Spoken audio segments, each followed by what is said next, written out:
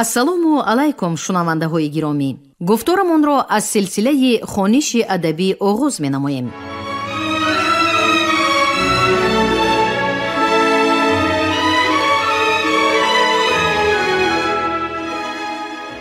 ба таваҷҷӯҳи шумо китоби якуми асосгузори сулҳу ваҳдати миллӣ, пешвои муаззами миллат, президенти ҷумҳурии Тоҷикистон муҳтарам Эмомалӣ Раҳмон забони миллат, ҳастии миллат таҳти унвони ба сӯи пояндагӣ дар қироати корманди шоистаи Тоҷикистон Ализода Абдурашид Хоҷампур.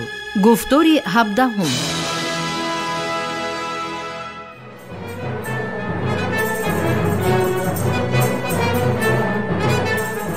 کتاب یکم با شعاری به سوی پایندگی سال 2018 مجدداً انتشار گردیده، نشر 11 در پیشگفتار هدف، مقصد و ماهیت آن بازگو شده است.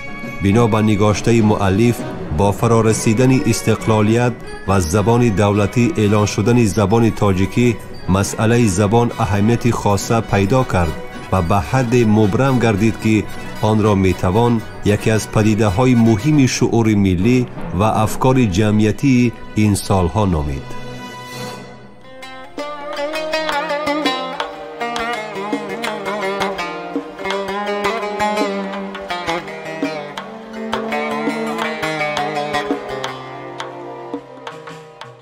ملک الشعرا بهار می نویسد: زبانی دری، یعنی زبانی امروزه ما، در همه نواحی آسیای میانه که قسمت عمده آن امروز جزو تاجیکستان است نخست پدیدار شده، سپس به مغرب و شمال ایران که زبانش در دوره پیش از اسلام زبان پهلوی بوده است رفته و زبان سراسری ایران شده است. و در جای دیگر علاوه می کند که زبان فارسی دری اصلاً لهجه اهالی ماوراء النهر، سمرقند و بخاراست که در این جایها تاجیکان زندگی می کنند.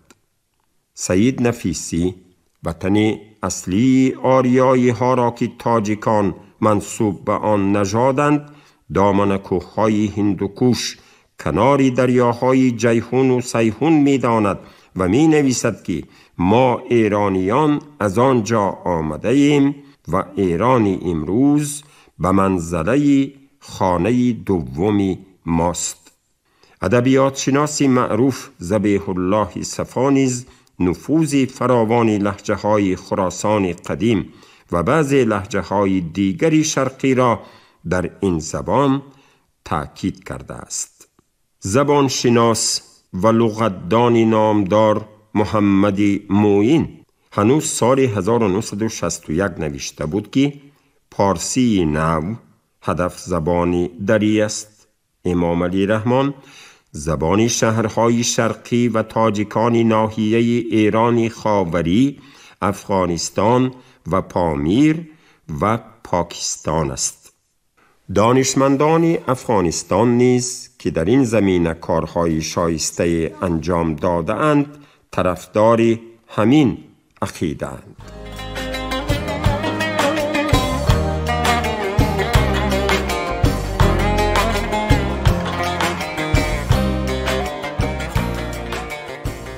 استاد میرغلام محمد غبار اندیشه دارد که زبان دری اصلا در مناطق دو طرف رود جیهون، یعنی در خراسان و ماوراء النهر پدید آمده است.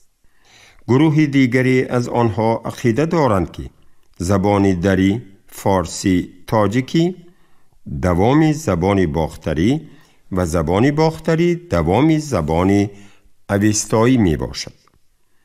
مخصوصاً پژوهش واژگان سنگ نبشته های سرخ کوتل و رباتک نشان می دهد که از لحاظ واژگانی و قواعد دستوری زبان باختری عهد کوشانیان که با نام آریایی هم از روی سنگ نوشته های رباتک معلوم است، صرف نظر از آن که برخی از عنصرهای دستوری زبانهای شرقی ایرانی در آن دیده می شود، با گروه زبانهای ایرانی غربی بیشتر تعلق دارد. عالمی برجسته عبدالحی حبیبی ضمن تحلیل واژگان کتیبه سرخکوتل با آوردن نمونه این کلمه ها از قبیل شه، شه، شاه، مه، ماه، نماوری، نامور، کنیشکه نامور، کرد فعلی کردن، آب، استاد، از، پیشوندی از، کرل رنگ، کنارنگ، عنوانی حربی، مرزبانی، خدی به معنای پادشاه، بغ، خدا. توجه شود به نام شهری بغداد. بکپور، فغفور، پسری خدا. پوهر، پسر، پور. بکلنگ، بغلان. به خلاصه می آید که زبان بلخی تخاری کوشانی مادر زبانی دری است. او می نویسد: ولی در قرونی که زبان پهلوی جنوبی در پارس و پهلوی شمالی در ماوراء النهر تا خوتن و طرفان پهن شده بود و زبان ادبی و علمی دربان ساسانی بود، در خراسان و دامنه‌کوه‌های هندوکوش تا ولایت قندهار در دربار کوشانیان و ملوک محلی افغانستان مانند هفتاریان زبان موجود بود که آن را مادر زبان دری و فارسی کنونی افغانستان گفته می توانیم. قدیمترین اثر این زبان در کتیبه سرخکوتل بغلان به دست آمده است که به قرن دوم میلادی تعلق می گیرد و رسم خط آن یونانی شکسته است.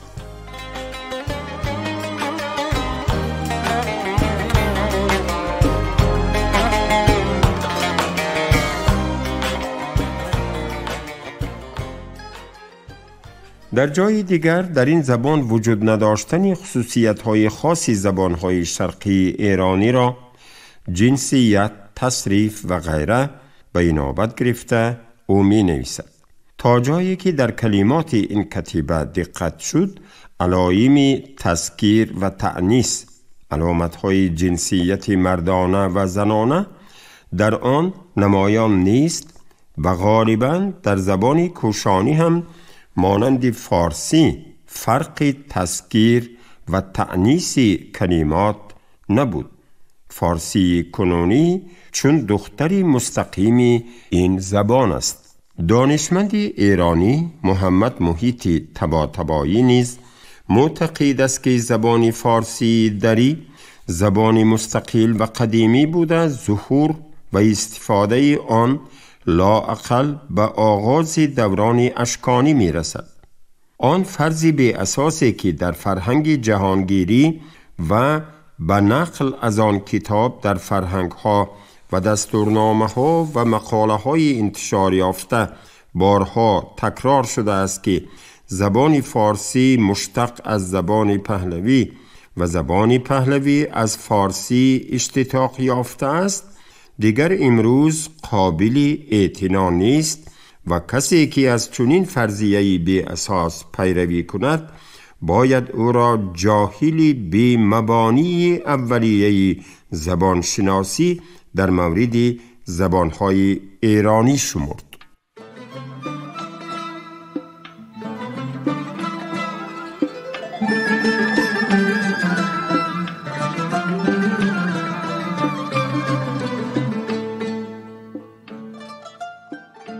شرقشناس معروف فیروز بیرتلس با خاطر تأکید نقش تاجیکان در پرورش و تکامل زبان و ادبیات تاجیک و فارس چنین نوشته بود: همان زبان ادبی که بعداً در قلمرو ایرانی امروز از آن استفاده می کردند، در ابتدا محض در آسیای میانه آن جایی که حالا تاجیکان زندگی می کنند گل کرده شکوفا شده بود.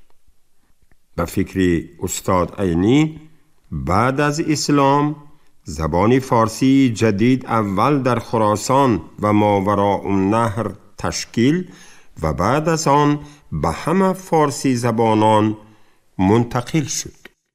ولی اگر از اینها بگذریم، در میان زبانشناسان معاصر درباره زبان دری تاجیکی فارسی از نظر منشأ، خویشاوندی تاریخی، رابطه و پیوند با زبانهای باستانی اندیشه های زیرین معروف است.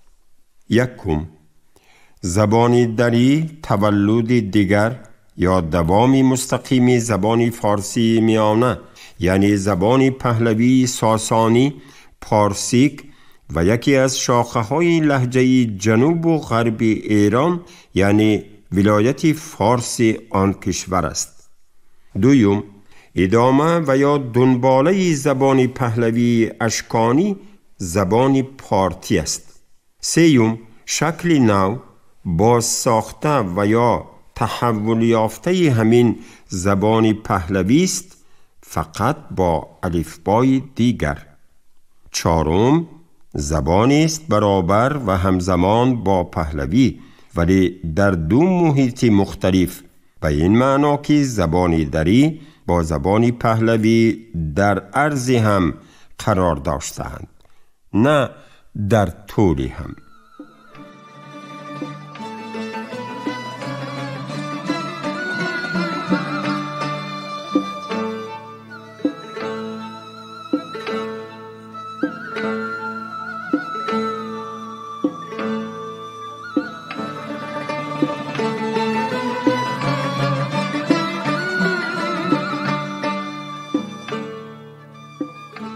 در مورد هر کدام این اندیشه ها محققان امروز ادبیات و مواد فراوان جمع آوری نموده در اساس آنها تخمین ها و نظرهای مختلف بیان کردند.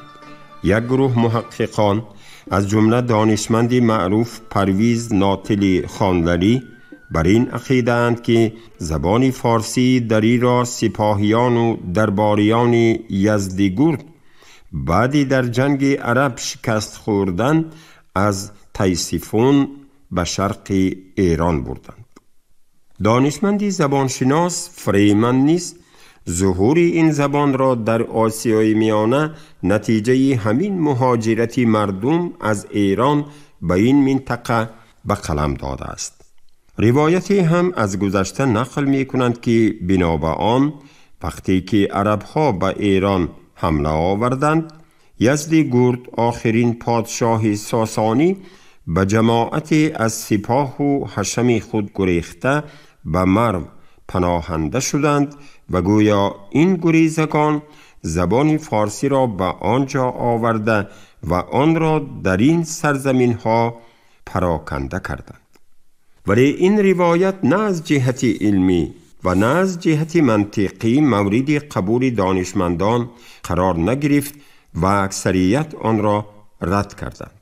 مثلا به اندیشه یکی از محققان ایران حسین لیسان چطور یک دسته مردمی شکسته و پریشان که معلوم نیست سرنوشت آنها پس از کشته شدن یزدگرد سه چگونه شد، مگر می توانستند از چنین نفوذ برخوردار باشند که مردم خراسان تا آن سوی جیهون صدها شهر و رستا تحت تأثیر آن گروهی از هم پاشیده و آواره زبان خود را رها سازند و به زبان آن مهمانانی از راه رسیده سخن گویند.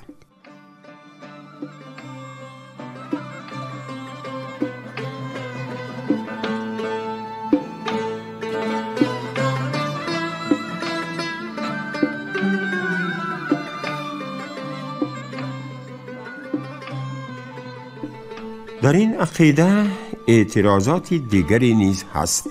مثلا چگونه شد که مردم سرزمین پهناور خراسان و ماوراءالنهر زبان این گریزگان را چنان فرا گرفت که از خود صاحب زبانان پیش قدم شده و 180 سال از مرگ یزدگرد نگذشته، شاعرانی چون حنظله بادغیسی و دیگران از این سرزمین برخاستند و به این زبان شعر گفتند.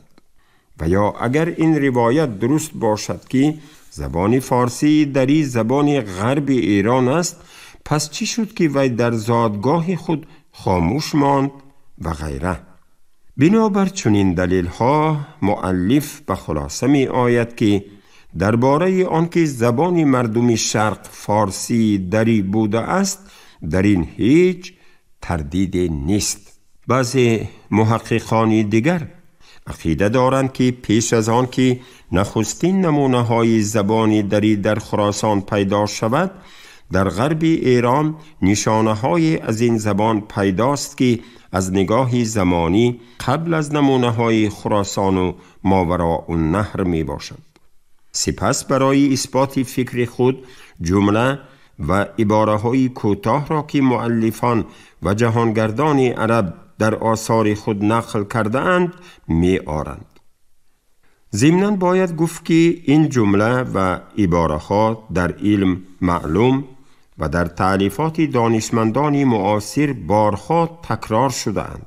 از جمله محمد معین می نویسد که بیشتری عبارت و جملاتی که در کتب عربی از قول شاهنشاه ساسانی و بزرگان دوره ایشان و اوایل عهد اسلام نقل شده به زبان پارسی است و اندک به پهلوی.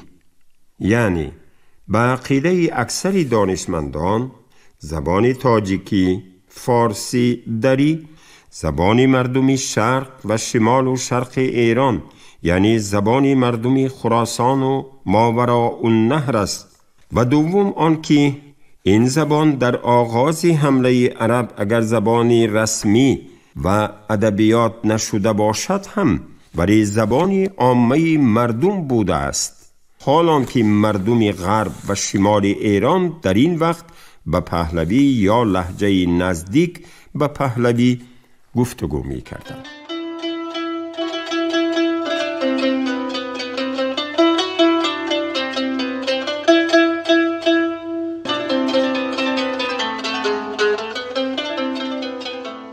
گروه دیگر برانند که زبان تاجیکی، فارسی دری شکل تحول پذیرفته فارسی میانه ساسانی، یعنی زبان مردم فارس است که همزمان با هجوم عربها در خراسان و ماوراءالنهر گسترش یافت.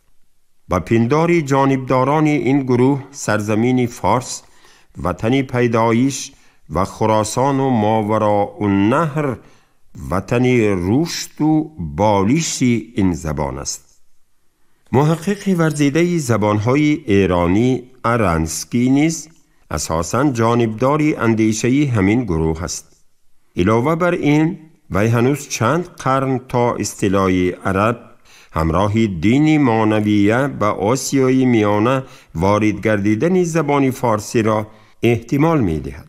همچنین سالیانی دراز در بین دانشمندان مشهور بود که زبان دری از هر جهت، هم از نظر قاعده های دستوری و هم از نگاه رکن های سازنده زبان فرزند زبان پهلوی است. پس از حمله عرب در آن تحولات جدی روی می دهد و به تدریج به زبان فارسی دری یا تاجیکی امروز تبدیل می شود.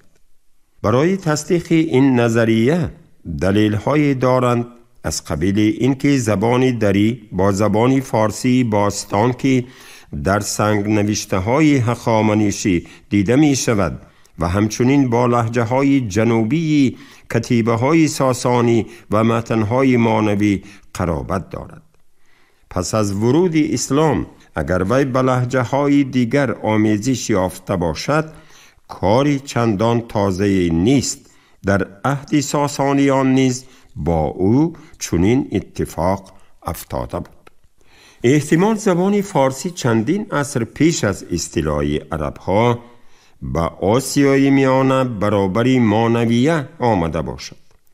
از روی اخبار تاریخ نگاران دقیقاً معلوم است که در مرکزهای بزرگ آسیای میانه از جمله در سمرقند در عصرهای 6-7 جماعت‌های مانویان عمل می‌کردند و آنها هم چون در جماعت‌های مانویان ترکستان شرقی به زبان فارسی گفتگو می‌کردند.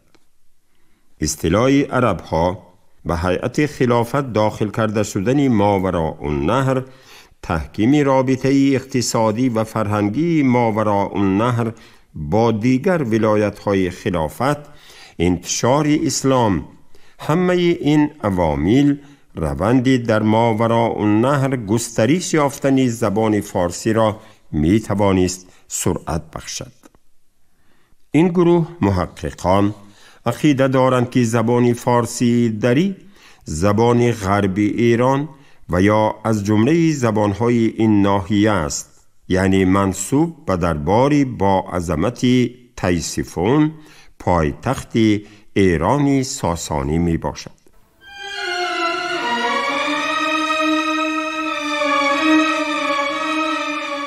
خصوصیت دیگری اثر در آن ظاهر می گردد که راجع به دوران سلطنت هر یک سلاله معلومات دارای خاراکتری سیاسی، اجتماعی، تاریخی و فرهنگی فراهم آمده، مخصوصیت اثرهای به زبان تاجیکی تالیف گردیده هر دور توضیح می گردند.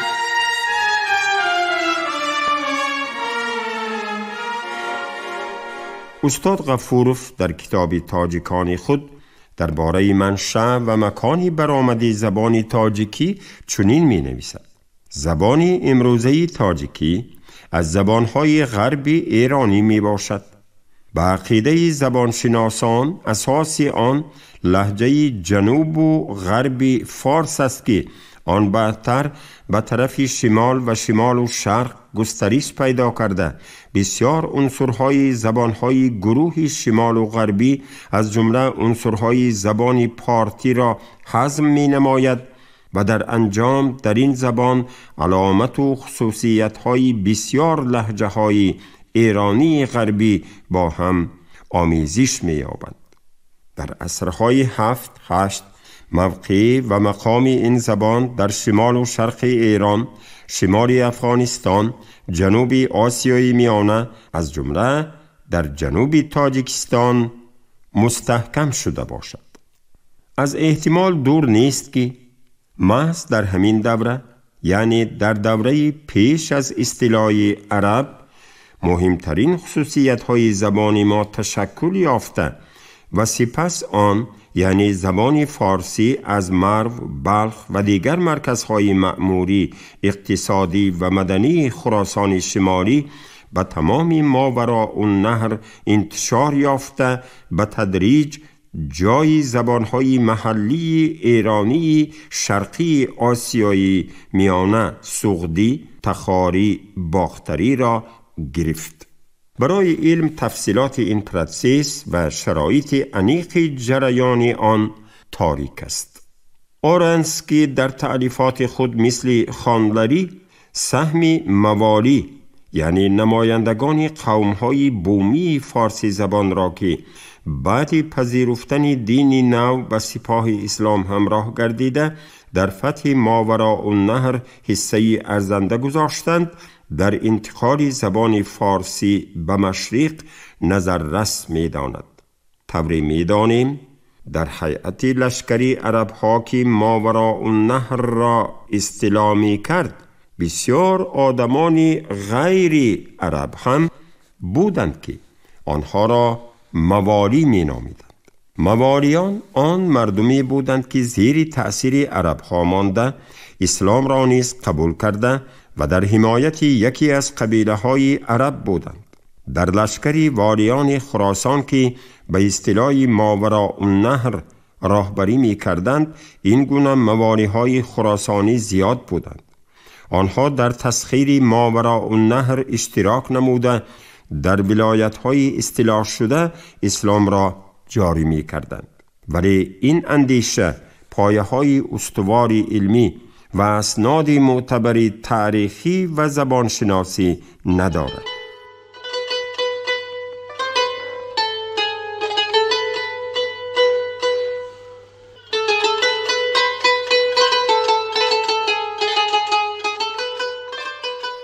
برتلس این عقیده را در مقاله مفصل خود با نام فارسی دری تاجیکی با سند و دلیل‌های معتمد رد کرده می نویسد که هنگام دانشمندان ایران شناس این فکر را اساسناک می کردند، از موجودیت زبان تاجیکی و اسم آن آگاه نبودند. اگر زبان امروزه تاجیکی از فارسی باستان و فارسی میانه سرچشمه می گرفت، باید عنصرهای این زبانها در لهجه‌های زبان تاجیکی دیده می شدند.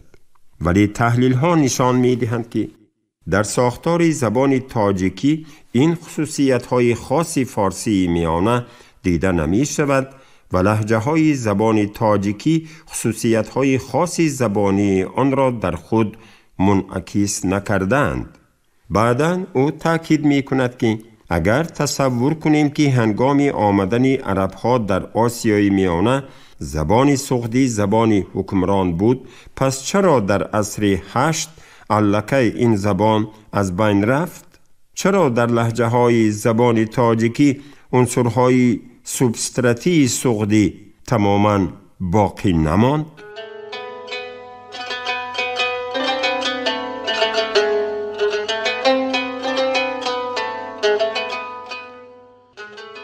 در ادبیات علمی چنین عقیده وجود دارد که گویا زبان سغدی نه تنها در سمرقند بلکه در بخارا هم زبان رسمی و گفتگویی بود.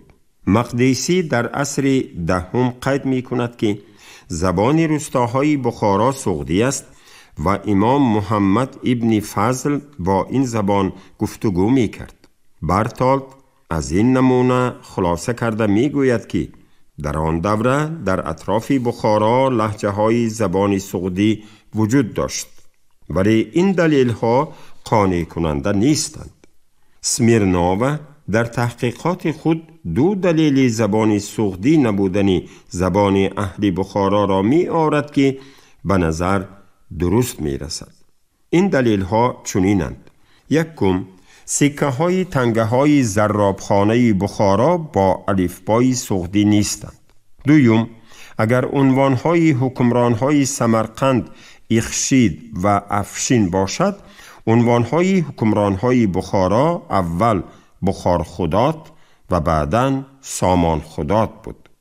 برتلس این دلیل ها را اساس گرفته چنین می نویسد: همه این دلیل ها نشان می دهند که در سرزمین آسیای میانه در برابر زبان سغدی زبان دیگری وجود داشت که تا هجوم عرب ها صاحب خط بوده است.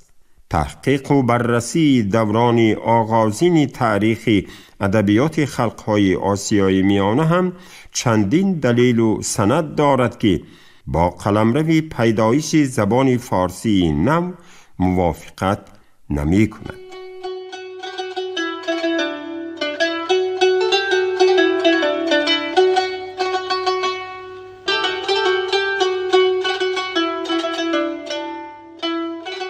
شما گفتاری 17 را از روی کتاب یکم اساسگذار صلح و وحدت ملی، پیشوای معظم ملت، پرزیدنت جمهوری تاجیکستان محترم امامعلی رحمان، زبان ملت هستی ملت، تحت عنوان به سوی پایندگی، در قرائت کارمند شایسته تاجیکستان علیزاده عبدالرشید خوجمپور شنیدید. کارگردان شیرعلی نزلی، صدابردار نگینه خیرالله. پایان گفتار از سلسله خوانش ادبی.